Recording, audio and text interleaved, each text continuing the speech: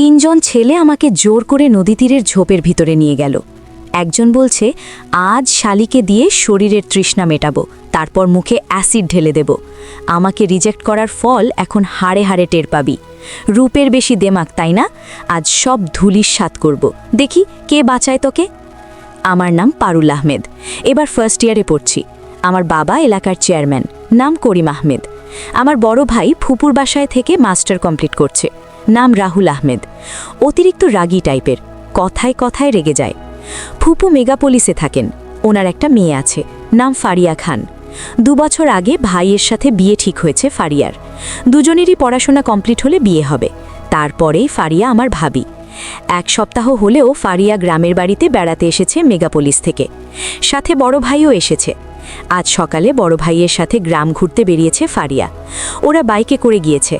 রাস্তা দিয়ে হাসছে 2 বন্ধু, অরুণ ও অমিত। অরুণ কলেজের শিক্ষক, অমিত কিছুই করে না, পড়াশোনা মাত্র কমপ্লিট করেছে। তবে একটা রহস্যজনক ব্যাপার হলো, অমিত 20 বছর আগে হারিয়ে গিয়েছিল। এতদিন পর কোথা থেকে এসেছে কেউ জানে না। কেউ কিছু জিজ্ঞেস করলে শুধু একটা কথাই বলে, বলা যাবে না, যদি বলি তাহলে আমার ক্ষতি হবে। অমিত দেখতে হ্যান্ডসাম সুদর্শন যুবক, গায়ের রং ফর্সা। শুধু তাই নয়, অমিত ক্যারাটি জানে এবং খুব ভদ্র। সচরাচর এমন ছেলে হাজারের মাঝে একটাও পাওয়া যায় না। ওরা গল্প করতে করতে একসময় সেতুর কাছে এসে পৌঁছল। হঠাৎ একজন অন্ধ বৃদ্ধ বলল, কেউ কি এখানে আছো? আমাকে একটু রাস্তা পার করে দাও। অমিত বলল, আরে এটা রশিদ চাচা না, তুই এখানে দাঁড়া, আমি রাস্তা পার করে দিয়ে আসি। এই বলে অমিত এগিয়ে গেল। তারপর অন্ধ রশিদকে বলল, চাচা আমি আপনাকে পার করে দেই। এই বলে অমিত বৃদ্ধের হাত ধরে পার করে দিচ্ছে। রাস্তার মাঝখানে আসতেই হঠাৎ কোথা থেকে যেন একটা বাইকে এসে সামনে ব্রেক কষে দাঁড়ালো। ভাগ্যিস একটুর জন্য বেঁচে গেছে। যদি সাথে সাথে ব্রেক না কষত তাহলে এখন দুজনেই চাপা পড়ে মারা যেত। অমিত রশিদ চাচাকে সামলে নিয়ে বাইকের দিকে তাকালো। বাইক চালক পুরুষ নয়, একজন মেয়ে, আর তার পিছনে একজন পুরুষ বসে আছে। মেয়েটা খুব সুন্দরী। অমিত নিজেকে স্বাভাবিক করে বলল, এই যে ম্যাডাম, একটু দেখে গাড়ি চালান, আর একটু হলেই তো বাইকে চাপা দিয়ে দিচ্ছিলেন। তাই রাস্তাঘাটে সাবধানে গাড়ি চালাতে হয়। মেয়েটি অবাক হয়ে তাকিয়ে আছে অমিতের দিকে, কোনো কথা বলছে না। তার পরিবর্তে পিছনের ছেলেটা নেমে এসে বলল, তুই কে রে, জ্ঞান দিতে এসেছিস? আর কে বলেছিল বাইকের সামনে এসে মরতে? দোষ আমাদের না, আমরা ঠিকভাবেই গাড়ি চালাচ্ছিলাম, বরং তোরাই সামনে এসে পড়েছিস। যত সব, কোথা থেকে যে উঠে আসে কে জানে। আর তুই জানিস আমি কে? এভাবে দুজনের মাঝে অনেক কথা কাটাকাটি হলো। এক পর্যায়ে গিয়ে ছেলেটা কোমর থেকে পিস্তল বের করে। অমিত কৌশলে পিস্তলটা ছিনিয়ে নিয়ে বলে, যত সম্ভব দেখে এত ভদ্র করের ছেলে, মনে হয় এত অভদ্রভাবে কাজ করো কেন? ভালো হয়ে যাও। এই বলে পিস্তলটা ওর হাতে দিয়ে অরুণকে নিয়ে চলতে থাকে। মেয়েটা তখনও হাঁ করে তাকিয়ে আছে অমিতের দিকে। অরুণ বলল, কেন বাড়াবাড়ি করতে গেলি? তুই কি জানিস ওকে? ও হচ্ছে চেয়ারম্যানের ছেলে রাহুল, মানুষ হিসেবে ভালো না। ওরা রাহুল তোকে ছেড়ে কথা বলবে না। এখন দেখ সামনে কি কি হয়। অমিত বলল, যা হবার পরে দেখা যাবে, আমি অন্যায়কে প্রশ্রয় দেই না, সেটা তুই ভালো করেই জানিস। শোন না, একটা কথা বলার ছিল, ভাবছি কাল একটু নানার বাড়ি যাব, আমি আসছি পর্যন্ত এখনও যাইনি। অরুণ বলল, যা, তবে সাবধানে, তোর নানার বাড়ির গ্রামের আগের গ্রাম রাহুলদের, তাই একটু সাবধানে যাবি। সেদিনের মতো বিদায় নিয়ে যে যার বাড়ি চলে গেল। পরের দিন কথা অনুযায়ী অমিত নানাদের বাড়ি গেল। যাবার সময় রাহুল দেখেছিল অমিতকে, কিন্তু কিছু বলেনি। অপেক্ষায় আছে আসার সময় শায়েস্তা করবে বলে। যেমন ভাবা তেমন কাজ। 5 দিন থেকে অমিত বাড়িতে ফেরার সময় রাহুল তার বন্ধু-বান্ধব নিয়ে অপেক্ষায় ছিল। দুপুরের দিকে অমিত ওদের গ্রামের ওপর দিয়ে যাচ্ছিল। হঠাৎ এমন সময় 4-5টা ছেলে অমিতকে ঘিরে ধরল। অমিতও কম যায় না, ছেলেগুলোকে আচ্ছা করে পিটাই করল। হঠাৎ রাহুল পিস্তল বার করে, সেটাও কৌশল করে ছিনিয়ে নেয়। তারপর রাহুলের হাত লক্ষ্য করে একটা গুলি করে। ওদের মারামারির সময় রাস্তা দিয়ে যাওয়া সব লোক দাঁড়িয়ে দেখছে। তাদের মাঝে কখন যে চেয়ারম্যান করিম আহমেদ এসে দাঁড়িয়েছে সেটা কেউ লক্ষ্য করেনি। সাথে ফারিয়াও ছিল। সবাই অবাক হলো অমিতের ফাইটিং দেখে। একাই 5 জন ছেলেকে শায়েস্তা করল। চেয়ারম্যান শুধু দেখে গেল, কিন্তু এগিয়ে গিয়ে ছেলেকে ধরল না। অমিত পিস্তল রাহুলের হাতে দিয়ে বলল, আমি ইচ্ছে করলে পুলিশ ডেকে তোমাকে হাজতে পাঠাতে পারি, কিন্তু আমি সেটা করব না, তাই বলছি ভালো হয়ে যাও। এই বলে চলে গেল। অমিত চলে যাওয়ার পর চেয়ারম্যান সাহেব এগিয়ে এসে ছেলেকে খুব বকা দেয়। তারপর হাসপাতালে নিয়ে যায়। 5 বন্ধুকে ভর্তি করানো হয় হাসপাতালে। বাড়িতে ফিরে অমিত মায়ের প্রশ্নের মুখোমুখি হতে হলো। সারা শরীরে মাটি লেগে আছে দেখে রীনা দেবী ছেলেকে বলল, কিরে তোর শরীরে এত মাটি কেন? অমিত মিথ্যে বলা একদম পছন্দ করে না, তাই মাকে সত্যিটাই বলতে হলো। সব শুনে রীনা দেবী খুব চিন্তায় পড়ে গেলেন, কারণ তিনি জানেন চেয়ারম্যান লোক ভালো না। ছেলেকে সাবধানে থাকিস বলে ফ্রেশ হয়ে আসতে বলল। অমিত নিজের রুমে গিয়ে পকেটে হাত দিয়ে দেখে মোবাইল নেই। মনে মনে ভাবছে হয়তো মারামারি করার সময় ওখানেই পড়ে গেছে। অমিতের আন্দাজটাই ঠিক। মারামারি করার সময় ফোনটা যখন পড়ে যায় সেদিকে কারো লক্ষ্য না থাকলেও ফারিয়ার ছিল, তাই সে সবার চোখের আড়ালে গিয়ে ফোনটা উঠিয়ে নেয়। এদিকে অমিত ফ্রেশ হয়ে খাবার শেষ করে অরুণদের বাড়ি গেল। দেখে অরুণ বারান্দায় বসে আছে। অমিতকে আসতে দেখে অরুণ এগিয়ে এসে হাত বাড়িয়ে বলল, কেমন আছিস, কখন এলি? অমিত অরুণের হাত ধরে বলল, ভালো, একটু আগে এসেছি। তা তুই কেমন আছিস? অরুণ বলল, ভালো। আসতে কোনো সমস্যা হয়নি তো? অমিত বলল, হয়েছে, সব বলবো, চল আগে জলাশয়ের পাড়ে গিয়ে বসি। তারপর দুই বন্ধু জলাশয়ের পাড়ে গিয়ে বসে। অমিত বলতে আরম্ভ করল, কি হয়েছে আসার সময়। সব শুনে অবাক হয়ে বলল, তোর তো সাহস কম না? চেয়ারম্যানের এলাকায় গিয়ে চেয়ারম্যানের ছেলেকে মেরেছিস? বাপরে, তোর সাহস আছে বলতে হবে। অমিত বলল, বাদ দে এসব কথা, তোর ফোনটা দে, আমার ফোনে কল করে দেখি কেউ ধরে কিনা। অরুণ ফোনটা দিল। ওইদিকে আমি কলেজ থেকে ফিরে ফারিয়ার থেকে সব শুনে রীতিমতো রেগে গেলাম। আমার ভাইকে মেরেছে, আমার বাবার চেয়ারম্যান নিশ্চয়ই সেটাও জানে। বাবা সব কিছু দেখেও কিছু বলল না কেন? না, এত বড় অপমান মেনে নেওয়া যায় না, আমি এর শেষ দেখে ছাড়ব। ফারিয়া ফোনটা বের করে আমাকে দেখিয়ে বলল, এটা ওই ছেলেটার ফোন, মারামারির সময় পড়ে গেছে তাই আমি নিয়ে এসেছি। আমি ফোনটা এক প্রকার ছিনিয়ে নিলাম। তারপর বললাম, এই ফোনটার জন্য নিশ্চয়ই আসবে, তখন ওকে শায়েস্তা করব। এমন সময় ফোনটা বেজে উঠল। আমি রিসিভ করলাম না। আবার ফোন আসতেই রিসিভ করি। আমি কিছু বলার আগে ওই প্রান্ত থেকে বলল, হ্যালো, শুনছেন? আপনার হাতের ফোনটা আমার, আসলে আজ দুপুরে হারিয়ে গেছে, যদি দেন তাহলে আমি নিতে আসতে পারি। আমি বললাম, অবশ্যই, আপনি চলে আসুন চেয়ারম্যান বাড়িতে, আমি চেয়ারম্যানের মেয়ে পারুল বলছি। আপনি কি ফোনটা নিতে আজ আসবেন? অমিত বলল, আপনার যদি সমস্যা না হয় তাহলে আজ আসতে পারি। আমি বললাম, কোনো সমস্যা নেই, আপনি বিকেলের দিকে আসুন। ঠিক আছে বলে ফোন কেটে দিল অমিত। অরুণ বলল, কি রে, কার সাথে কথা বললে? অমিত বলল, চেয়ারম্যানের মেয়ে পারুল, ফোনটা ওদের বাড়ির কেউ পেয়েছে, বলছে আজ বিকেলে যেয়ে নিতে আসতে। আমার নাম শুনে অরুণের চোখ চকচক করে উঠল, কারণ সেই হাই স্কুল থেকে আমাকে ভালোবাসে। এখন বর্তমান সে কলেজ টিচার, কিন্তু এখনও পর্যন্ত আমাকে ভালোবাসে কথাটা বলতে পারেনি। বর্তমান অরুণ আমার স্যার। হতবাক হয়ে বলল, তুই কি পাগল হলি? ওই বাড়িতে গেলে তো তোকে ছেড়ে দেবে। চেয়ারম্যানের ছেলেকে মেরেছিস তুই, আমার মনে হয় আজ না গিয়ে কাল চল। অমিত বলল, তুই এত ভীত কেন রে? গেলে আজই যাব, কারণ আমি কথা দিয়েছি আজ যাব বলে। এখন তুই যাবি কিনা বল, নয়তো আমি একা যাব। অরুণের ইচ্ছা হলো না অমিতকে একা ছাড়তে, তাই দুই বন্ধু রওনা দিল। বিকেলের দিকে চেয়ারম্যানের বাড়িতে পৌঁছল। কাজের ছেলে এসে ওদেরকে ড্রয়িং রুমে বসালো। কিছুক্ষণ পর আমি আর ফারিয়া ড্রয়িং রুমে প্রবেশ করি। আমাদের দুজনকে দেখে ওরা দুজন দাঁড়িয়ে গেল। অরুণ স্যারকে দেখে আমি একটু অবাক হলাম। আমি বললাম, আসসালামু আলাইকুম স্যার, আপনি এখানে হঠাৎ? অরুণ আমার চোখে চোখ রেখে বলল, আমি অমিতের সাথে এসেছি, আসলে অমিত আমার বেস্ট ফ্রেন্ড। আমি বললাম, আপনারা দাঁড়িয়ে কেন, বসুন। অমিত বলল, বসার সময় নেই, সন্ধে হয়ে যাচ্ছে, দয়া করে ফোনটা দিলে আমরা যেতে পারি। আমি বললাম, সে কি, কিছু না খেয়ে চলে যাবেন? অমিত বলল, অন্য একদিন এসে না হয় খাবো, আজ হাতে সময় নেই। আমি রসিকতা করে বললাম, ভয় পাচ্ছেন? ভয় পাওয়ার কিছুই নেই, বাসায় কেউ নেই, বাবা আর বড় ভাইয়া এখনও হাসপাতাল থেকে ফেরেনি। অমিত বলল, দেখুন, আমি যদি ভয় পেতাম তাহলে ফোন নিতে আসতাম না। আমি লক্ষ্য করলাম ফারিয়া এক পলকে তাকিয়ে আছে অমিতের দিকে, আর অমিত তাকিয়ে আছে আমার দিকে। তার সাথে পাল্লা দিয়ে অরুণ স্যারও তাকিয়ে আছে আমার দিকে। তারপর কিছুক্ষণ কথা বলার পর ফোন নিয়ে চলে গেল। রাস্তায় এখন দুই বন্ধু হাসছে। অরুণ প্রথম বলল, তুই একটা জিনিস লক্ষ্য করেছিস? অমিত বলল, হ্যাঁ, লক্ষ্য করেছি। ফারিয়া আমার দিকে অপলক দৃষ্টিতে তাকিয়েছিল, কিন্তু কোনো লাভ নেই। অরুণ বলল, কেন, ওকে কি তোর পছন্দ হয়নি?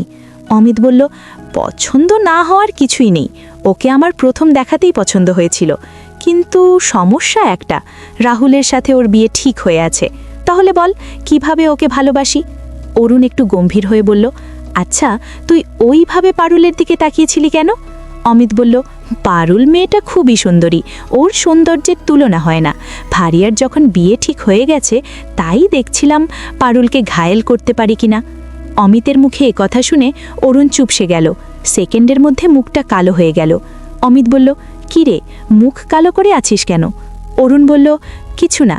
অমিত বলল, দেখ, তুই আর কারো চোখে ধুলো দিলেও আমাকে পারবি না।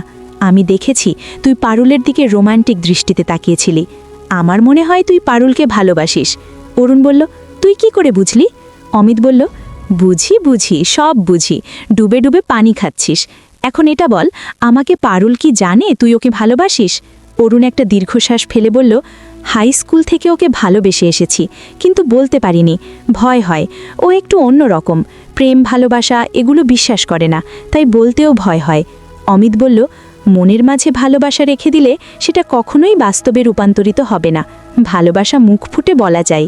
এদিকে আমি ফারিয়াকে বললাম, একটা কথা বলতো, আমি দেখলাম তুই এক দৃষ্টিতে অমিতের দিকে তাকিয়েছিলি, ব্যাপারটা কি বলতো? ফারিয়া বলল, কই কিছু না তো, আরে এমনি তাকিয়েছিলাম।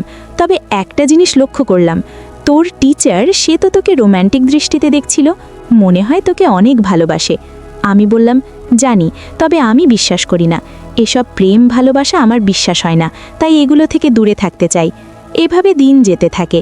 একদিন আমি কলেজ থেকে বাড়ি ফিরছিলাম। কলেজ থেকে একটু দূরে অনেকটা জায়গা জুড়ে নদীর তীরের ঝোপ, আমাকে ওই দিক দিয়ে যেতে হয়। জায়গাটা একটু নির্জন। সেদিন 3 জন বখাটে ছেলে বাইক নিয়ে দাঁড়িয়ে আছে। আমাকে দেখে আগলে দাঁড়িয়ে বলল, হ্যালো সুন্দরী, কলেজ থেকে ঘরে ফেরা হচ্ছে বুঝি? তা তুমি কার মেয়ে গো? তোমার নাম কি? যদি একটু বলো তাহলে পরাণটা জুড়ায়। আমি বললাম, আমি চেয়ারম্যানের মেয়ে। এই বলে আমি পাশ কাটিয়ে চলে গেলাম। 3 জনের মধ্যে একজন এমএলএর ছেলে, নাম ফারুক। সে বলল, মালটা কি খুব পছন্দ হইছে রে, এরে আমার বউ বানাইতে চাই। এই বলে বাড়ি ফিরে বাবাকে বলল, আমি চেয়ারম্যানের মেয়েকে বিয়ে করতে চাই, ওকে আমার খুব পছন্দ হয়েছে। সালমান ছেলেকে খুব ভালোবাসেন, কোনো আবদার কখনো অপূরণ রাখেনি। ছেলে বিয়ে করবে এটা তো খুব ভালো কথা, তাই ঘটককে ডেকে বললেন, ছেলের বিয়ের প্রস্তাব নিয়ে চেয়ারম্যানের বাড়ি যাও, ওনার মেয়েকে আমার ছেলের খুব পছন্দ হয়েছে। ঘটক আর দেরি করল না, সেদিন সন্ধ্যায় বাবার কাছে এলেন আমার বিয়ের প্রস্তাব নিয়ে। ঘটকের মুখে এমএলএর ছেলের কথা শুনে বাবা মনে মনে ভাবতে লাগলো, কারণ ফারুক ছেলে হিসেবে ভালো না, খুব বাজে একটা ছেলে, দেখতে কালো, চেহারাটাও এত সুন্দর না, দেখলেই বুঝি আসে। বাবা বলল, দেখুন মেয়ে এখন বড় হয়েছে, তার মতামতের প্রয়োজন আছে, আপনি না হয় কাল আসুন, তারপরে জানাচ্ছি। বাবার কথা শুনে ঘটক চলে গেল। তার পরের দিন সে আবার এলো। বাবা বললেন, মেয়ের সাথে কথা বলেছি, সে এখন বিয়ে করতে চায় না, পড়াশোনা শেষ করে তারপর বিয়ে করবে। এখন মেয়ের বিরুদ্ধে তো যেতে পারছি না। এ কথা শুনে ঘটক চলে গেল। এমএলএর কাছে গিয়ে সব কথা খুলে বলেন। তখন ফারুক সেখানেই ছিল। সব শুনে ফারুক মনে মনে খুব ক্ষুণ্ণ হলো, আমার উপরে প্রতিশোধ নেবে পণ করল। আমি এসব সম্বন্ধে কিছুই জানি না, বাবা আমাকে কিছুই বলেনি, বাবা নিজে থেকে রিজেক্ট করে দিয়েছে। তিনি জানেন ফারুক কেমন ছেলে। এদিকে ফারিয়া মেগাপলিস চলে গেছে, কিন্তু মনে শান্তি নেই। কি করে থাকবে তার মনে শান্তি? তার মন তো অমিতের কাছে রেখে গেছে। ভাইয়া কিছুটা আন্দাজ করতে পারল ব্যাপারটা, তাই ফারিয়ার সাথে তার কথা কাটাকাটি হয় অমিতকে নিয়ে। তারপর রাগ করে ওদের বাসা থেকে বন্ধুর বাসায় গিয়ে ওঠে। 2-4 দিন চেষ্টা করলো অমিতকে ভুলে থাকার জন্য, কিন্তু পারছে না। একদিন রাত 10টার পর অমিতকে ফোন দিল। অমিত তখন নিজের রুমেই ছিল, একটা হিস্ট্রি লিখছিল। হঠাৎ ফোনের রিং হতেই দেখে অজানা নাম্বার, তাই রিসিভ করেনি। কয়েকবার রিং হওয়ার পর অমিত ফোন রিসিভ করলো। ফোনটা রিসিভ হতেই ফারিয়া বলল, হ্যালো, কেমন আছেন? অমিত বলল, ভালো, এতদিন পর বুঝি মনে পড়ল? ফারিয়া বলল, আপনি আমাকে চিনতে পেরেছেন? অমিত বলল, তোমার কণ্ঠস্বর কি করে ভুলি, দেরি করে হলেও যে তুমি আমাকে ফোন করেছো সেজন্য তোমাকে অসংখ্য ধন্যবাদ। আমি জানতাম তুমি ফোন করবে, আমার নাম্বারটা কোথায় পেলে? ফারিয়া বলল, যখন আপনার ফোনটা আমার কাছে ছিল তখন গোপনে নিয়েছি, আপনার সাথে কথা বলে অনেকটা শান্তি পাচ্ছি। অমিত বলল, তুমি কিন্তু ভুল করছো, অলরেডি তোমার বিয়ে ঠিক হয়ে গেছে, শুধু শুধু আগুন নিয়ে খেলা করো না। ফারিয়া আমার কথা শুনে কান্না জড়িত গলায় বলল, ভালোবাসা কি অন্যায়? অমিত বলল, না, ভালোবাসা পবিত্র, ভালোবাসা আছে বলে দুনিয়াটা বেঁচে আছে। ফারিয়া বলল, সত্যি বলছি, আমি কখন যে আপনাকে ভালোবেসে ফেলেছি আমি নিজেও জানি না। আপনি আমাকে ভালোবাসেন?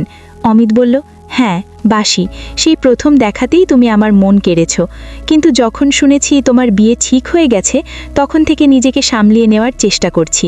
ফারিয়া বলল, পেরেছেন নিজেকে গুটিয়ে নিতে? অমিত বলল, কোথায় আর পারলাম, গুটিয়ে নেওয়ার আগেই তো তুমি আবার হানা দিলে। ফারিয়া বলল, আমি কিন্তু আপনাকে ছাড়া অন্য কাউকে বিয়ে করব না।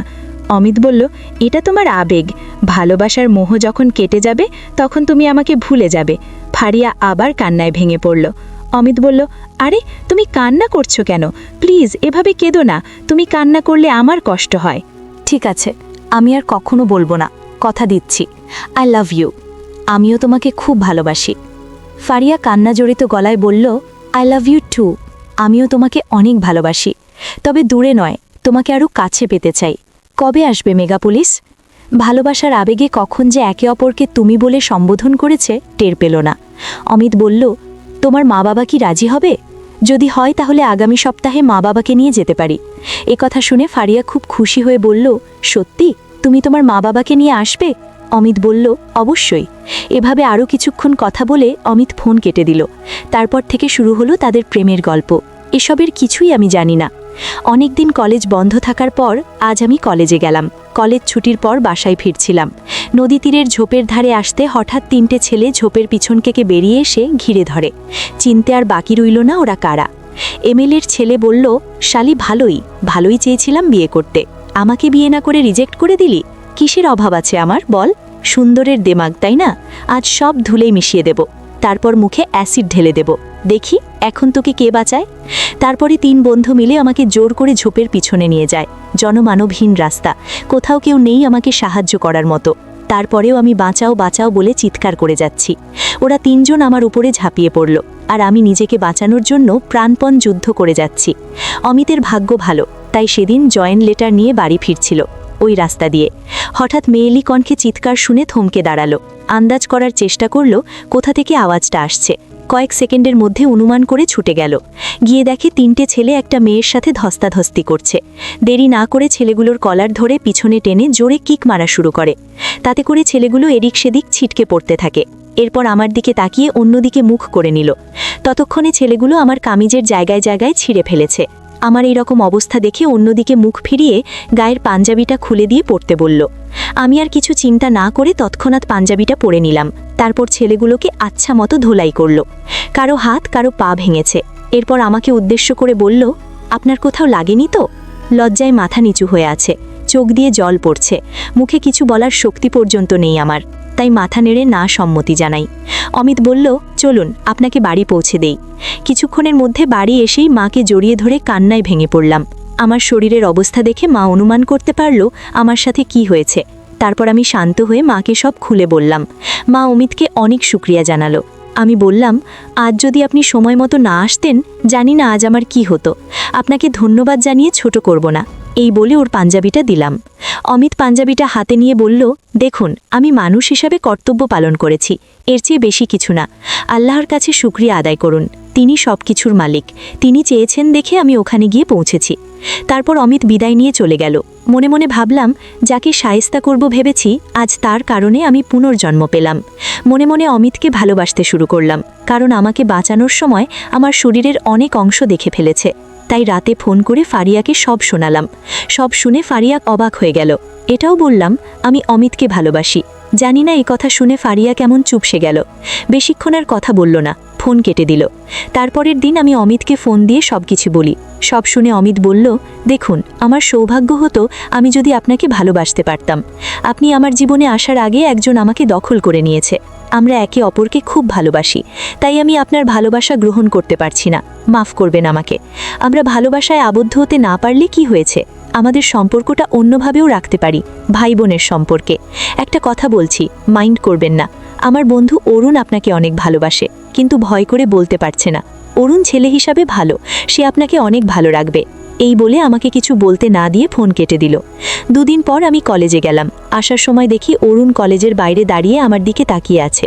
কাছে গিয়ে বললাম, কি ব্যাপার, এখানে দাঁড়িয়ে আছেন কেন? অরুণ মাথা নিচু করে বলল, না এমনি। আমি বললাম, বাড়ি যাবেন না? অরুণ বলল, হ্যাঁ যাব। আমি বললাম, আমার সাথে চলুন, কথা বলতে বলতে যাওয়া যাবে। আমার মুখে কথা শুনে অরুণ যেন আকাশের চাঁদ হাতে পেল।